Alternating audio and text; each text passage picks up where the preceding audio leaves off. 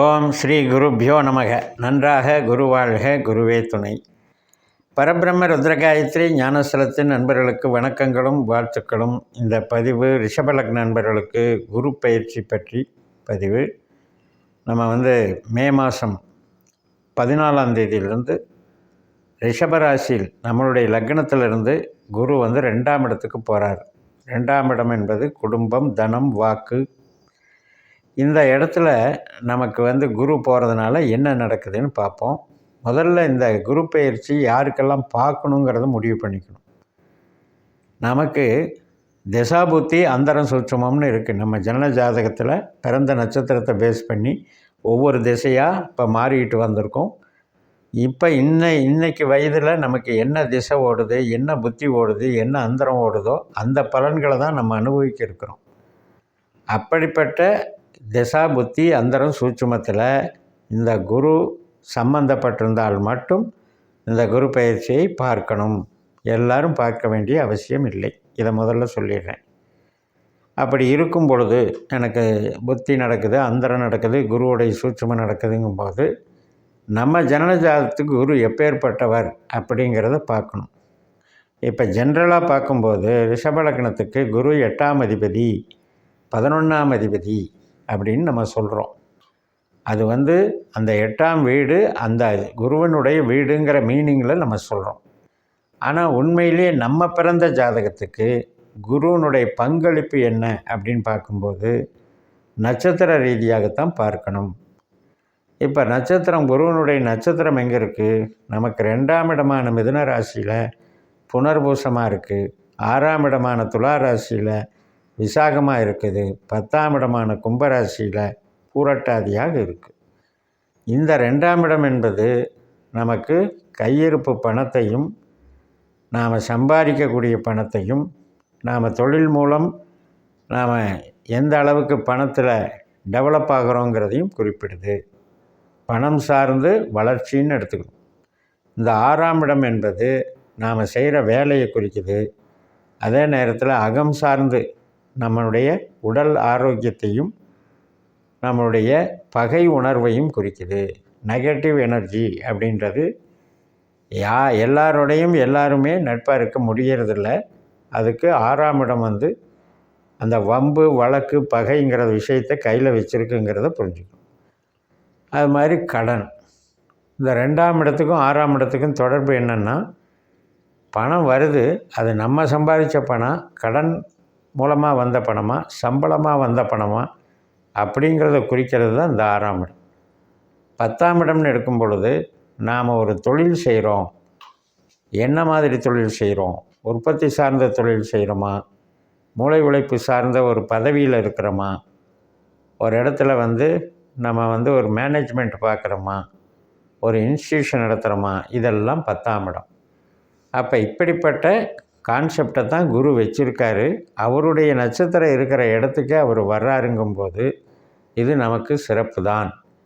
பண வளர்ச்சியை கொடுக்கும், உத்தியோகத்தில் அங்கீகாரம் கொடுக்கும், தொழிலில் டெவலப்மெண்ட்டு, தொழிலில் தொழில் சார்ந்த வளர்ச்சியை கொடுக்கும். இப்போ ஒரு கொஞ்சம் கெப்பாசிட்டியில் இருந்த ஒரு தொழில் அதை பல மடங்கு பெருகிடுச்சு அப்படின்னு சொல்கிறதுக்கு இந்த குரு ஒரு முக்கிய காரணமாக இருப்பார். அப்போ அந்த வகையில் நம்ம பிறந்த ஜனன ஜாதகத்தில் குருவனுடைய வலிமை என்னங்கிறதையும் நீங்கள் தெரிஞ்சுக்கணும். நம்ம பார்க்குற பாஸ்கர அஸ்ட்ராலஜி சிஸ்டத்தில் 12 பாவத்திற்கும் உபநட்சத்திரம் எடுக்கும் பொழுது இப்போ குருவானவர் 2ஆம் இடம், 6ஆம் இடம், 10ஆம் இடம் சார்ந்து அவர் வேலை செஞ்சார், உபநட்சத்திரமாக வந்திருந்தாருன்னா இந்த டைம் உங்களுக்கு பொன்னான டைம். தொழில், அதுவும் திசை புத்தி நடந்தால் ரொம்ப ரொம்ப வளர்ச்சி அடைஞ்சிருவீங்க. இந்த காலகட்டத்தை நல்லா பயன்படுத்திக்கலாம். ஆனால் அதே நேரத்தில் நம்ம ஜனன ஜாதகத்தில் குரு 3ஆம் இடம், 1ஆம் இடம், 5ஆம் இடம், 9ஆம் இடம் இது மாதிரி ஒரு ஆதிக்கம் பெற்றிருந்தால் இந்த குரு பயிற்சியில் இந்த தசாபுத்தி அந்தரத்தில் அது என்ன செய்யும் அப்படின்னா, மூளை உழைப்பு சார்ந்து தான் நன்மை செய்யும். உற்பத்தி சார்ந்த தொழிலுக்கு நன்மை செய்யாது. ஒரு வீடு கட்டுறது, இடம் வாங்கிறது, இது மாதிரி இதுக்கு தடை பண்ணும். மாற்றத்துக்கு வேணால் உதவி பண்ணும். அப்போ நமக்கு ஒரு அமைப்பு என்ன அப்படின்னா, 2ஆம் இடம் அப்படிங்கிறது உற்பத்தி சார்ந்த ஒரு தொழில் வளர்ச்சியை நமக்கு ஏற்படுத்தக்கூடிய இடம்தான். ஆனால் நம்ம ஜனன ஜாதகத்தில் அவர் 1ஆம் இடமோ 3ஆம் இடமோ 5ஆம் இடமோ பொறுப்பு வகித்தார் என்றால் அதன் மூலமாக தான் நமக்கு அந்த 2ஆம் இட பணம் வரணும்னு புரிஞ்சுக்கணும். சரி, இது ரெண்டும் இல்லாமல் இன்னொன்று இருக்குது. 4ஆம் இடம் 8ஆம் இடம் 12ஆம் இடம் உபநட்சத்திரமாக குரு வந்திருந்தால் சிக்கலாக இருக்குன்னு அர்த்தம். நம்ம என்ன தான் 2ல் குரு வந்துடுச்சு, எனக்கு நல்லா இருக்குது, நான் டெவலப் ஆயிடுவேன் அப்படின்னு நம்பிட்டு இருப்போம். ஆனால் பார்த்திங்கன்னா நமக்கு நடக்கிற திசாபுத்தி அந்தரத்தில் குரு கெட்டவராக இருப்பார். அப்படி கெட்டவராக இருக்கிற பட்சத்தில் நாம் செய்கிற செயல்பாடு நமக்கு நஷ்டத்தை கொடுக்குற மாதிரி வந்துடும். அதுக்காகத்தான் ஒரு லக்னம் ஒரு ராசிக்கு ஒரே பலன் கிடையாது. அவங்கவங்க ஜனன ஜாதகத்தின்படி பலன்கள் மாறும். அப்போ கோச்சாரம் பார்க்கணும். ஆனால் எப்படி பார்க்கணுன்னா, நமக்கு குரு நல்லவரா கெட்டவரான்னு தெரிஞ்சுக்கிட்டு பார்க்கணும். அப்படி நல்லவரா, பொருள் சார்ந்த நல்லவராக இருக்கிற பட்சத்தில் பொருள் யோகம் மிகச்சிறப்பாக இருக்கிறது.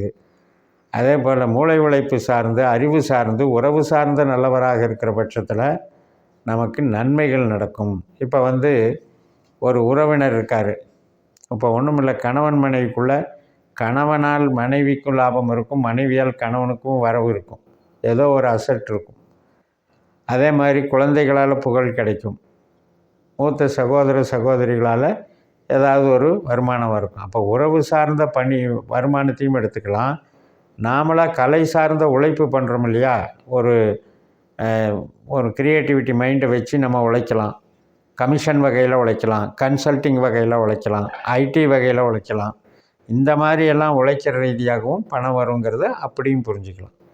அப்போ நம்ம ஜனன ஜாதகத்தில் 8ஆம் பாவம் 12ஆம் பாவ உபநட்சத்திரமாக இருந்தால் மட்டும்தான் ரெண்டுக்குமே நல்லதில்லை. நாம் மூளை உழைப்பு தான் பண்ணி சம்பாதிக்கிறனாலும் அதுக்கும் வாய்ப்பு கிடைக்காது. இல்லைன்னா வாய்ப்பு கிடைச்சி அதில் பிரச்சனையும் உண்டாக்கிடும். இப்போ ஒருத்தர் ஒரு ப்ராஜெக்டை பண்ணி தரேன்னு பொறுப்பேற்றுக்கிறார்.